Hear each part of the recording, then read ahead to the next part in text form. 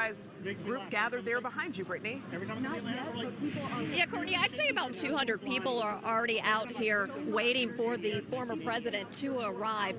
You can see a sea of red, white, blue, bedazzled cowboy hats and jackets. But there's one thing that's actually getting a lot of attention out here before the former president arrives, and I want to show it to you right now. If you can see over here behind me, these are a rare pair of Trump Force Ones. I wish I was cool enough to talk to you guys about sneakers, but I am not. However, the crowd out here have been coming up, taking pictures of them. We're told only a few hundred were made, and the owner, Dom, said he spent about $600 to get this to add to his collection. He told me, you know what, never again will a president make a shoe, so he had to have it. Of course, as you mentioned, he is expected to arrive here at around 5:35, and the last time that former President Trump visited Atlanta, you know, he took time to take pictures, greet members of the press, and also take some questions. He also took a lot of photos and selfies with the crowd, so we're going to wait and see if he's going to kind of repeat that process again today. We did speak to one father-son duo who say that they came all the way from South Carolina, a 5-hour drive, just to meet, hopefully, the former president. I want my son to understand what it really means to be involved in government, to be involved in politics, to understand who the candidates are, follow them, and then make up his own decision, not let bureaucrats or administrators in schools make the suggestions for him.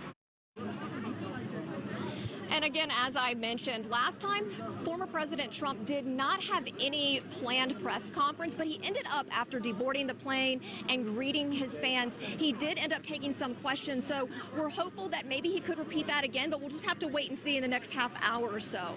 For now, reporting. So we're going to start with your first and last name and how to spell it. Whenever you're ready, go ahead. Robert Cornicelli, C-O-R-N-I-C-E-L-L-I. And then what organization are you with, or do you want to just put Atlanta resident? How would you like me to identify you on TV?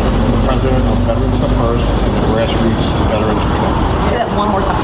Veterans for America First and the Grassroots Veterans for Trump.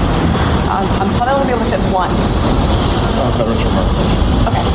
So starting off, can you tell me a little bit about why you brought your son out here today? I want my son to understand what it really means to be involved in government, to be involved in politics, to understand who the candidates are, follow them, and then make up his own decision. Not let bureaucrats or administrators in schools make the suggestions for him. He needs to learn and see things on his own.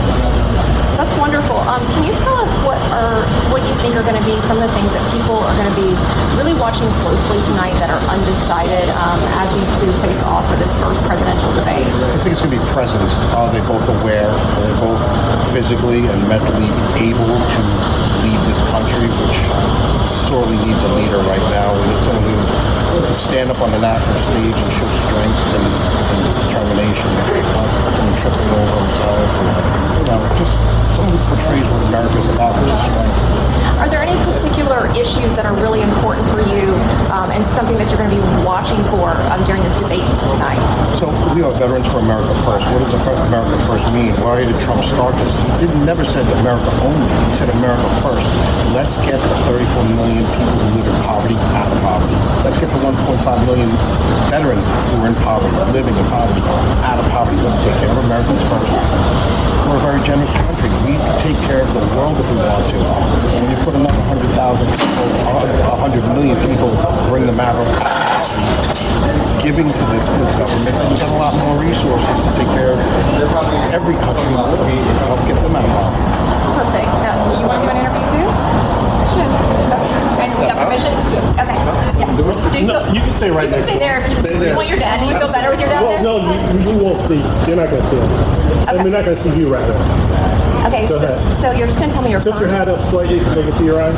Can you tilt your hat up? Tilt your hat up. There you go. Yeah, they make me do it too when I wear a hat so they can see the eyes. I'm rolling. Go for it. So you're just going to say your first and last name and how to spell it. Whenever you're ready, you can start. So Christian Cornicelli, Cornicelli. And how old are you? 9. So what's it like coming with your dad to something like this? It feels very exciting. Like there's a lot of things that I haven't seen yet that maybe can happen soon. How important is it for you to learn from your dad and be a part of really important experiences in America and create, these not only experiences with your dad, on yourself?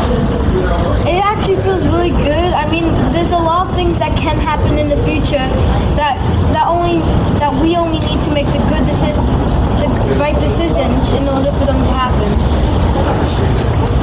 Can we get a 2 shot? Are you good? Okay, stay right